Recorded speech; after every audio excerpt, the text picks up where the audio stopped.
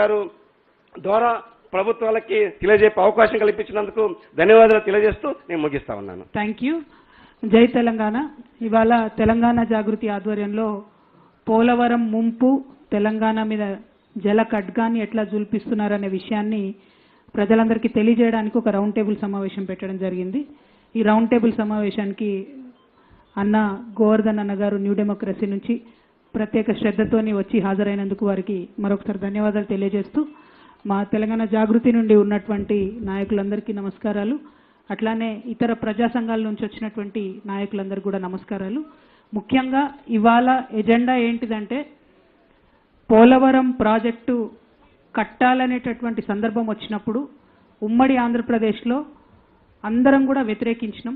ఎందుకంటే దానివల్ల ఖమ్మం జిల్లాలో ముంపు మిగులుతో తప్పితే లాభం ఏం లేదని వ్యతిరేకించినాం. ఆనాడు తెలంగాణ జాగృతి నుండి ప్రత్యేకంగా సుప్రీంకోర్టు వరకు కూడా వెళ్ళి కోర్టులలో కేసులు వేసి కూడా పోలవరాన్ని ఆపే ప్రయత్నం చేసినాం. ఆ ప్రయత్నం జరుగుతున్నటువంటి సందర్భంలో రాష్ట్ర విభజన జరిగింది. తర్వాత ఆంధ్ర ప్రాంత ప్రజలకు నీళ్లు రావాలనేటటువంటి ఉద్దేశంతో పెద్దలందరూ కూడా రాష్ట్ర విభజన చట్టంలో పోలవరం ప్రాజెక్టుకి జాతీయ హోదానిస్తూ పోలవరం ప్రాజెక్టుకి డబ్బులు కూడా కేంద్ర ప్రభుత్వం 90% ఇవ్వాలని చెప్తూ, దాంతోపాటు 136 ముంపు గ్రామాలను కూడా విభజన చట్టంలో భాగంగానే ఇవ్వడం జరిగింది. అక్కడి వరకు బాగానే ఉంది, అందరు కూర్చొని ఒప్పుకున్నారు. ఆ 136 గ్రామాలకు సంబంధించి ముందే ఇచ్చేసినాం విభజన చట్టంలో. కానీ అన్యాయం, అసలు అన్యాయం ఎక్కడ ప్రారంభమైందంటే కేంద్రంలో నరేంద్ర మోదీ గారి ప్రభుత్వం వచ్చింది. ఇక్కడ మనకు కొత్తగా తెలంగాణ రాష్ట్రం వచ్చింది 2014లో. మొట్టమొదటి క్యాబినెట్ మీటింగ్ నరేంద్ర మోదీ గారు పెట్టిన దాంట్లో ఫస్ట్ క్యాబినెట్ మీటింగ్ 2014లో ఒక ఆర్డినెన్స్ తీసుకొని వచ్చిండ్రు. ఇది ఒక ఆర్డినెన్స్ తీసుకొని వచ్చిండ్రు. అప్పుడే రాష్ట్ర విభజన జరిగింది. అప్పటికే 136 గ్రామాలు ఇచ్చేసినాం.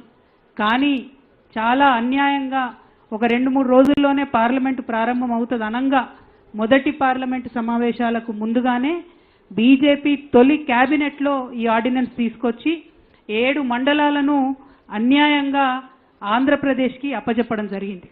ఎందుకోసం 7 మండలాలను అప్పజెప్పిండ్రు? ఈ 7 మండలాలు మొత్తం ముంపు మండలాలు కూడా కావు.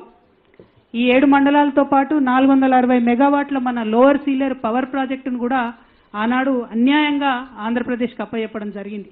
అదంతా కూడా విభజన చట్టం స్ఫూర్తికి వ్యతిరేకంగా కేవలం ఆనాడు ఎన్డీఏలో చంద్రబాబు నాయుడు గారు అలయన్స్ పార్ట్నర్గా ఉన్నారు కాబట్టి బ్యాక్డోర్ పాలిటిక్స్ చేసి ఆనాడు అన్యాయంగా ఈ ఆర్డినెన్స్ తీసుకురావడం జరిగింది. మేము 2014లో అప్పుడే గెలిచి ఎంపీలుగా అక్కడికి వెళ్ళి మొట్టమొదటిసారి పార్లమెంట్లో మేము గలం విప్పి మాట్లాడింది కూడా ఈ 7 మండలాలను కలపడం అన్యాయము, ఇది ఖచ్చితంగా వెనక్కి తీసుకోవాలి, ఇది ప్రజాస్వామ్య స్ఫూర్తికి వ్యతిరేకము, రాజ్యాంగంలో ఉన్న ఆర్టికల్ 3కి వ్యతిరేకము, పార్లమెంట్లో చర్చ జరగకుండా ఒక రాష్ట్రం యొక్క సరిహద్దులను ఎట్లా మారుస్తారని చెప్పి చాలా తీవ్రంగా కొట్లాడే ప్రయత్నం చేసినాం.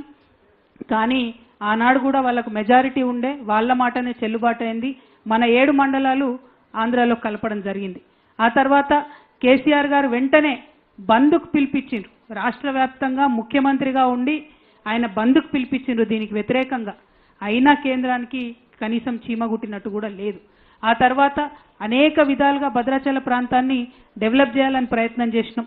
అన్నిటికన్నా పెద్ద సమస్య ఇప్పుడు ఈ 5 గ్రామాల నుండి వచ్చినటువంటి సోదరులు జే సంపత్ గారు భద్రాద్రి డెవలప్మెంట్ ఫోరము, భీమ్రావు రామ్జీ గారు భద్రాచలం తెలంగాణ జాగృతి అసెంబ్లీ కన్వీనర్ గారు, డి బాలకృష్ణ గారు 5 గ్రామ పంచాయతీల సాధన సమితి, ఏ సత్యనారాయణ గారు గుండాల నుండి వచ్చినటువంటి లాయర్ గారు, గొల్లపల్లి శివ గారు 5 గ్రామాల సాధన సమితి, రాసాల నర్సయ్య గారు 5 గ్రామ పంచాయతీల సాధన సమితి. ఈ మిత్రులందరికీ ప్రత్యేకంగా వందనాలు తెలియజేస్తున్నా. ఎందుకంటే కేసీఆర్ గారు ప్రయత్నం బాగా చేసిండ్రు.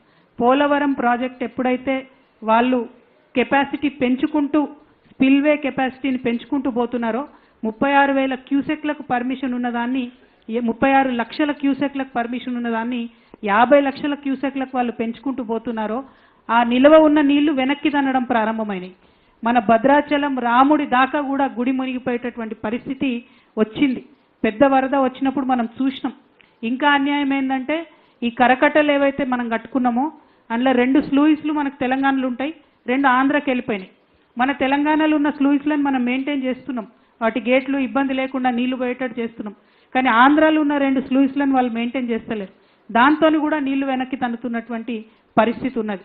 ఆనాడు ఎంతో ప్రయత్నం చేసినా కూడా ఈ గ్రామాలు మనకు రాలేదు. చిన్న చిన్న సమస్యల్లాగా మనకు కనిపిస్తాయి. కానీ ఇందాక మాట్లాడుతూ తమ్ముడు బాలకృష్ణ చెప్పినట్టు ఇవాళ 5 గ్రామాల్లో ఉన్న పిల్లలు మరి స్కూల్ ఏమో తెలంగాణలో చదువుకుంటున్నారు, 1 నుంచి 10వ తరగతి ఇక్కడ చదువుకుంటున్నారు. రేపు అడ్రస్ ఏమో ఆంధ్రప్రదేశ్ ఉంటుంది. మరి ఉద్యోగానికి ఎక్కడ అప్లై చేయాలంటే పెద్ద క్వశ్చన్ మార్క్గా ఉన్నది. ఎవరు కూడా ఈ సమస్యను పరిష్కరించే పరిస్థితి లేదు. ఇంకొకటి ఏంది, ఎవరన్నా ఈ 5 గ్రామాలలో అనారోగ్యం పాలైతే ఆరోగ్యశ్రీ కావాలంటే ఆంధ్రప్రదేశ్ ప్రభుత్వం